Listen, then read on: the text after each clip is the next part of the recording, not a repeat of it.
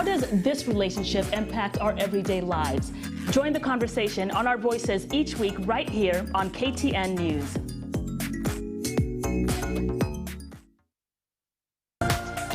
This is KTN News.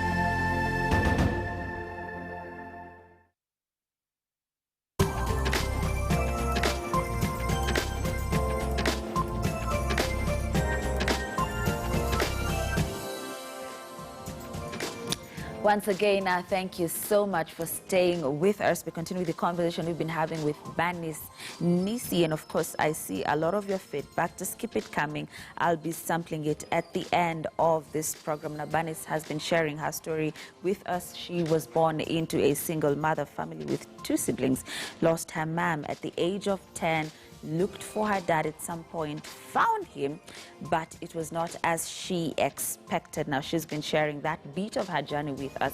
But you know how we do it here, there's always that bit of beyond the sky, and that is where we are, Bernice. So talk to us about your turning point, or where perhaps, because, you know, sharing what you have been going through, because I'm also there, you never really heal, but there's a point that I would say it gets a bit better. You know, it gets easier along the way. So what would you describe that point as for you? For me, it was when I was now deep into depression and feeling suicidal because of the turnout, well, how everything turned out. And you actually even did attempt suicide? I attempted to buy things that can help me, you know, get my life out. But the turning point came when I felt like I'd lost everything, I'd lost my mind and everything. And then I got born again. So a friend of mine invited me to a ladies' meeting, and she'd done this before so many times, my friend Sheila. And so I just wanted to take Sheila there so that she stops inviting me. But turns out that I actually get to this meeting and I get born again. I get saved. And at this point, I don't know what's happening to me, but inside, I know something has happened for sure. So I locked myself in the house like for 2 weeks, not moving, not doing anything. There was something very strong and impactful that had happened inside of me. And I began to have this extreme hunger for God, for, you know, for Him, for His presence, for His word. I reached out for my Bible. I had not read it in like years. So that was it. I started reading and started just walking around and looking for a church or a place to belong so that I can be able to know about this Jesus, because I didn't know Him as much.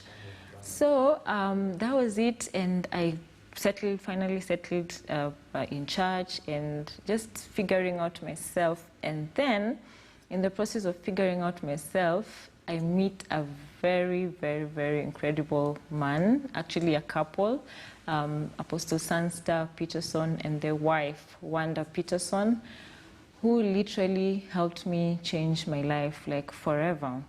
So they started teaching me about the Word of God, what it says, of course, and then they started calling out, you know, the gifts and things that were inside of me. They saw greatness and called it out, and they helped me heal from pain, from bitterness, from anger, you know. They helped me look out for myself, grooming and stuff like that, you know. And slowly the pain started going away, the bitterness started going away through they say washing of the word and renewing my mind, renewing my heart. They taught me how to pray, they taught me the word of God.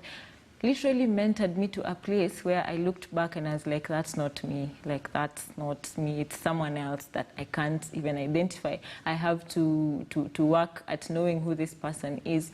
And then so slowly, God started telling me about why I went through what I went through, why I was bereaved, and why I had to go through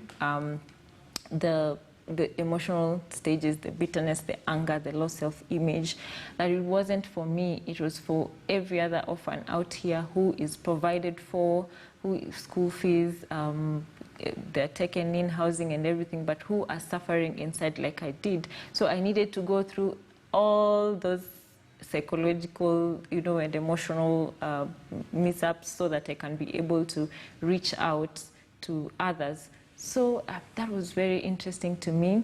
And then now when I was at that place is when God told me about Beauty for Ashes Foundation. He told me he wants me to raise a foundation that is able to cater for the needs of these kids and that is able to show them who they are, because you get lost in the pain, by the way. When was it changes this, you. That's in 2014. Yeah. So I got saved in 2013, then the process. So in 2014 is when Beauty for Ashes Foundation was birthed. That just to a place where orphans can actually be able to deal with pain, and through the process, and they can be able to figure out who they are, because sometimes it was distorted along the way. Figure out who they are and their purpose, and now live it out to the fullest, so that they stop pointing fingers at other people. And if you see where I was like, I think if my dad was, it would have been better, and it wasn't. I think if my mom was, it would have been better. No, I discovered that when they died, they never went with my purpose, they never went with my vision, they never went with who I am. In fact, they made me better, because they pointed me out to God, who is the only person who needed to help me trace what my existence in the world is. Yes. Mm-hmm. Yeah. Talk to us more about Beauty for Ashes. So Beauty for Ashes is basically an NGO. It's an organization that gives orphans hope and inspiration to be the best version of themselves. Mm-hmm. And when I got that vision, I thought, the way you're looking for an opportunity to launch it.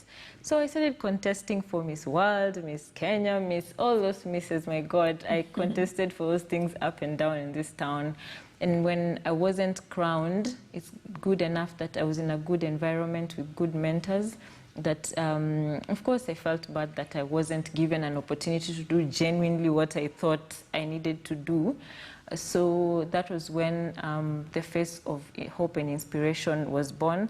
I decided to crown myself and go to work. Mm-hmm. And that's why I'm dressed like this. I'm like, I am the face of hope and inspiration. Orphans need to look at me and say, if this is what can happen when you heal and you find yourself and live out your purpose to the fullest, then so be it. I can also do it. I can also be at that place. So that is why I'm dressed the way I am. That's one. So the second thing is the organization has different projects for now. One of the projects is emotional wholeness, which basically helps orphans in the journey of grief and transitioning, and it deals with your spiritual aspect, because you really need to be spiritually aware so that you can heal from the deeper wounds that people don't see.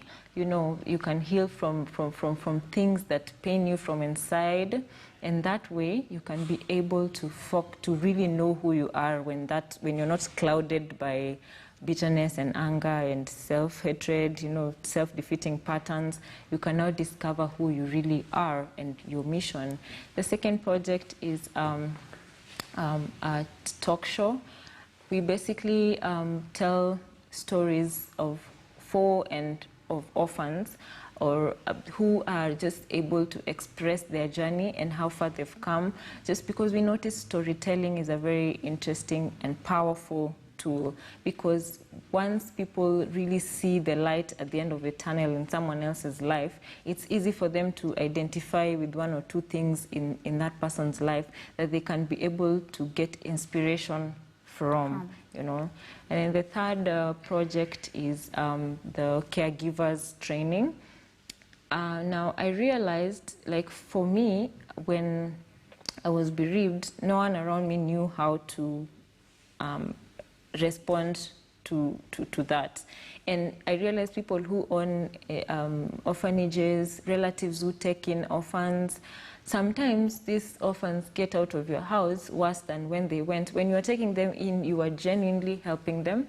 But when they go out, it seems like they are feeling more worse than they came in, but it's because there's that relational dynamic that needs to happen, especially when you're taking in kids who've been bereaved. So just training caregivers, people who own orphanages, people who take in orphans, just training them to be able to see and know how to work around it so that someone is having a healthy environment to grieve, a healthy environment to discover themselves, so that when they actually grow, they are able to be effective in whatever areas of their lives.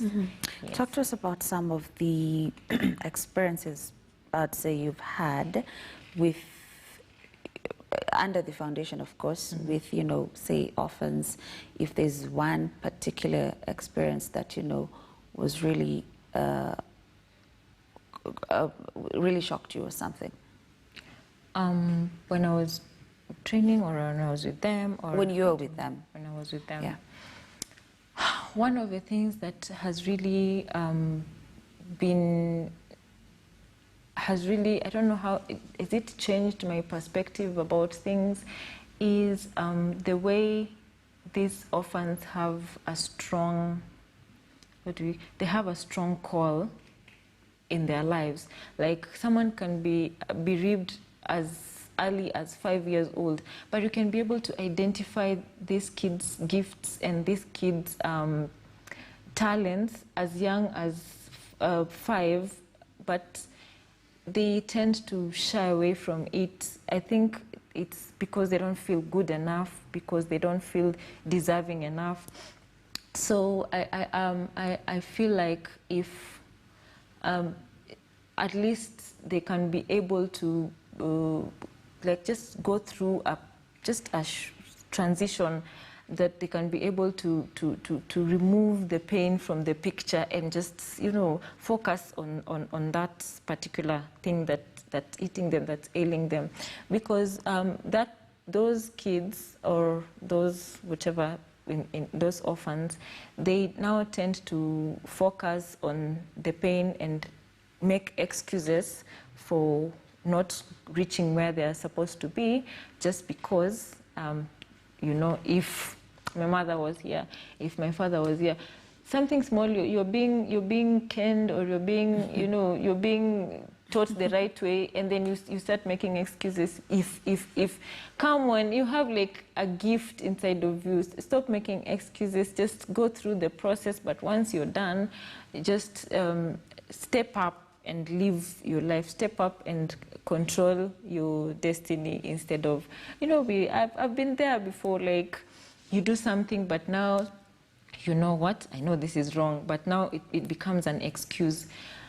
Auntie so-and-so beat me because, you know, if my mother was here, you know, if your mother was there, you would have been beaten once. Exactly, and should have done it herself. You know, so what I've really discovered is that excuse and victim mentality that orphans have, they really need to abandon it, because it always costs them a lot, and it makes them keep having excuses for greatness, which is unacceptable. It is unacceptable. Yes, yes. Let's talk about grief and how important it is to mourn, to cry, to let out the feelings, because again, you say that you wish you had such an opportunity when you were 10 years old. So now, looking back, and the experience that you have and the people that you've encountered, how important is it? I think it's the most important thing after being bereaved. And for how long should you do it? I don't think there's a time limit, but I think you need to be deliberate about it, because you cannot be at the same place you were 3 years ago. You cannot be at the same place. At least you will have grieved a step forward. Like, if there's any statement like that, you can't be at the same place you were. It doesn't, like, at you go, there are days you would feel low, there are days you would really feel left out and sad and stuff like that. Those ones won't go, they will keep varying. But you need to really be deliberate about it. It's important that you honor those feelings of pain and you know, at that place, and really grieve. Like, allow yourself to feel pain, allow yourself to feel mad, allow yourself to feel bitter, but at least be deliberate about moving from that place forward. Otherwise, it will be a repetition of, pain and everything. It will actually be a source of excuse for you, because instead of now stepping up to where you're supposed to be, you'll always be shying away, and then you will blame bereavement. Yeah, so there's no time limit, I think, but you need to be deliberate about how to mourn. Yeah, so every other person can say, may I mourn for 10 years, or you can feel inside of you things are getting better for you, and you move with the flow. Yeah. If there's someone who's watching you right now, Bernice, and they're probably, okay, if I say where you were 10 years ago, that's a child. But of course, yeah, maybe that child too, because they have, they can understand. Yeah. But also someone else who probably lost their parent, mother, father, years back, and to date they've never dealt with it. Or even that child, by the way. Talk to them. First of all, I'm just so sorry that it had to find you. You don't choose, or you did not choose to be bereaved. But now that you've found yourself in that situation, there's beauty in every situation, for sure. There's beauty in everything that happens to us. Yes, things can happen to us that are extremely ugly, but there's beauty in everything that happens to us. That 10-year-old, I would task the people around that child to help that child to process pain and to process grief. Just be open to them and allow them to be whatever, wild and stuff like that. Allow them to express their opinions, their feelings. If you're past that, you're maybe in your early adulthood, also allow yourself to go through that process. Allow yourself to feel pain. Allow yourself to go through that process. Just there's beauty in everything. I can say, for an example, for me, if I wasn't bereaved, I wouldn't be who I am today and do what I am doing today. So every pain has a purpose. Every pain has beauty. So just find what is beautiful about your situation. What is beautiful about your pain? There's someone who has gotten a scholarship because they're orphans. You're right. There's someone who has gotten an opportunity. There's someone who has grown. There's someone who has lived out, an opportunity just because they're an orphan. And that's beautiful. Other people wouldn't get that opportunity, and I also have a message to people who, caregivers. Man, thank you for the work that you do. I know it's not easy, but just do you. If you're supposed to instruct this child, just do it. Some will act, some will will play the victim games, but do your part, because once they grow up or once they become adults, they'll appreciate what you did. Don't shy away from doing what is right as a parent or as a caregiver. Just do it. These people will catch up when they grow up, and they will thank and appreciate you. And orphans, please don't use it, to your advantage, in the wrong, to your convenience, to self-pity. Don't love attracting pity, excuses. No. Once you are in that place, look for the beauty of it and move with it. Yeah. Beautiful ashes indeed. Again. Yes. How many years has it been, Bernice, since you lost your mom? I lost my mom on Valentine's Day. On That's Valentine's 20 years Day. ago. Yes. 20 years ago. Yes, So 2000. Yeah. 20 years later, would you say you're now at a position where, again, as we've been saying, during this entire conversation, you never heal, but are you at a point where you would say you sort of you have now healed completely, if I would ask that? I'd say yes, for sure.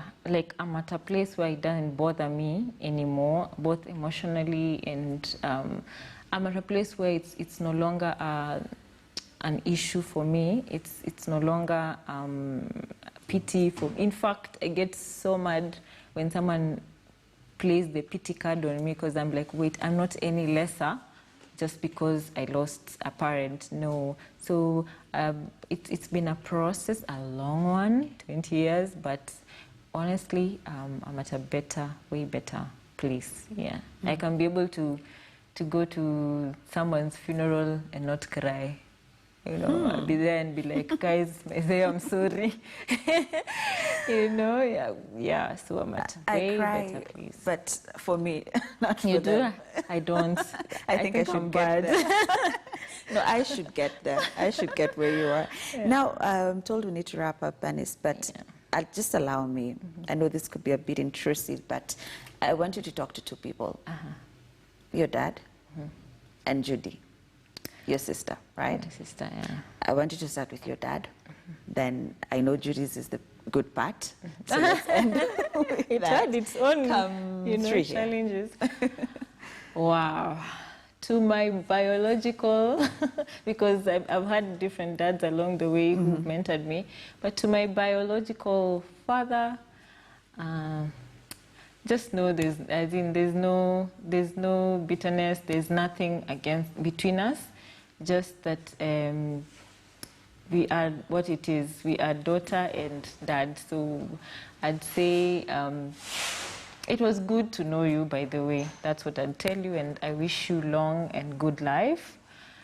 To Judy, you know, it's been a journey, you know, for us guys, it's been a journey, but right now I'd really want to take this opportunity to tell you thank you so much for standing up for us when things went the way they did for years, and you still stand up for us right now, and there's nothing we can pay you, honestly. We can only say thank you, and I wish you long life, and pray that we make money so that we fly you around.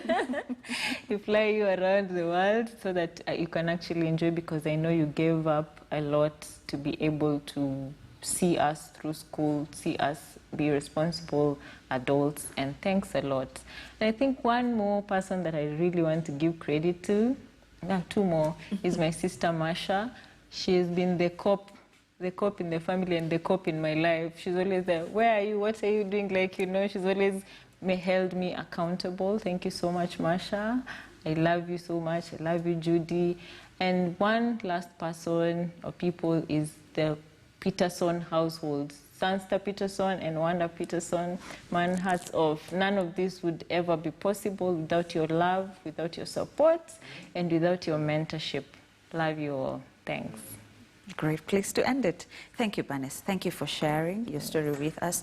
I always say it's never easy, you know, coming out here on national television, expressing your feelings, sharing them with us. It's never easy, but we do appreciate. So thank you. There's a lot of feedback, but there's one that stands out because, again, we're out of time completely, from Philip Marube, who says, good morning, Grace, and your guest. Amazing story there. At times, all we need in this world is someone who can give us hope and inspiration when we get to the rock bottom in life, someone to hold our hand and walk with us. Thank you for the wonderful program. Thank you. Thank you, Bernice. Thank you. So that's all the time we had today on Weekend Express Beyond the Skies. Thank you so much for tuning in. As always, my name is Grace Correa. Of course, at 11 a.m. there will be Inside Politics with Ben Kitili, and I'll be back at 1 p.m. for Weekend at On. But remember, the BBI rally today is in